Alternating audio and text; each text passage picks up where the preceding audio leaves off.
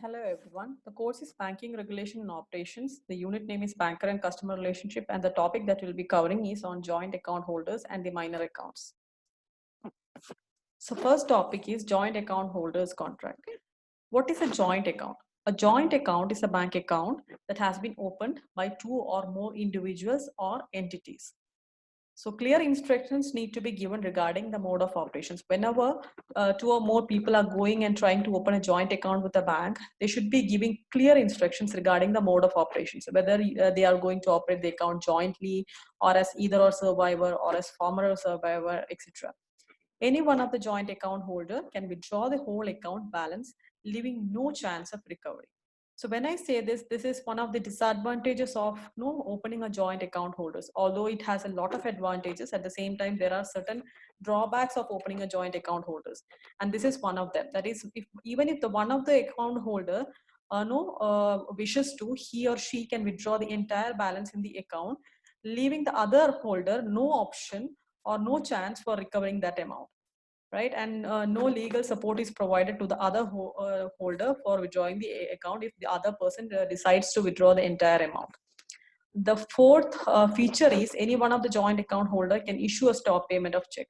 Like in the case of withdrawal, the same applies to the principle of stop payment. If one of the account holders has issued a check and another joint account holder wants to stop payment, issue a stop payment against that check, payment of the check, then obviously he can issue that, right? And the last feature is on the death of one of the joint account holders, if there is no agreement to the contrary, the surviving account holders are jointly entitled to claim the money in the account. This means that if one of the person in the joint account, he or she passes away, and if there is no agreement which says that okay, the money or the proceeds of this account should go to this particular person, then in the absence of that particular contract, the surviving account holder will get all the claims against that particular account. So these are the various features and things regarding the joint account holder contract with the bank. Coming to the next kind of account in the bank, which is on minor account. A minor is someone who is under 18 years of age. That is what we normally say. But this has a little deviation if it is a court appointed guardian case. So if the minor has a court appointed guardian, he or she will remain minor till the age of 21 years. So this is what is the definition of a minor account for a banking perspective. Coming to the nature of the minor's contract, the first nature of a minor's contract with the bank is that in case of a minor, the natural guardian is the father, and in case of absence or death of the father, mother becomes the natural guardian for the account opening or operation procedure. Then the second nature is that the court may appoint a guardian if in the court's opinion the father is unfit to be a guardian. So if the court feels that the minor is not safe in the hands of the father, or the father is not a person who is fit to be the guardian of the particular minor, then the court in that case may take a levy and will appoint a guardian as against the natural guardian rules or regulations.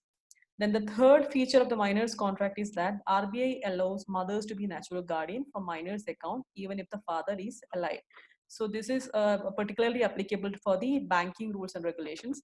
Normally, the natural guardian is considered to be a father for all other legal purpose, and only in his absence, the mother becomes a legal guardian.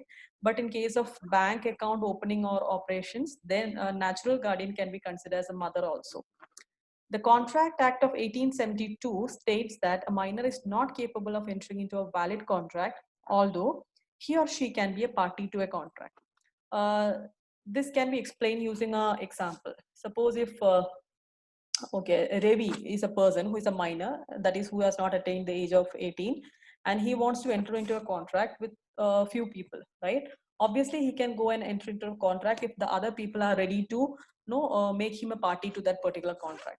The only point is that if tomorrow there comes a claim against this minor, okay, there is a default this minor is doing, and the other parties are trying to claim that back from him, then they cannot do it without his consent. If this minor says that okay, I'm not going to no exercise my duties or responsibilities under the contract, then you cannot go and sue that person in a court of law because he's a minor. So the minor can become a party to a contract, but he will not be held responsible for exercising his rights or duties under that particular contract, and therefore the minor is not considered to be capable of entering into a valid contract.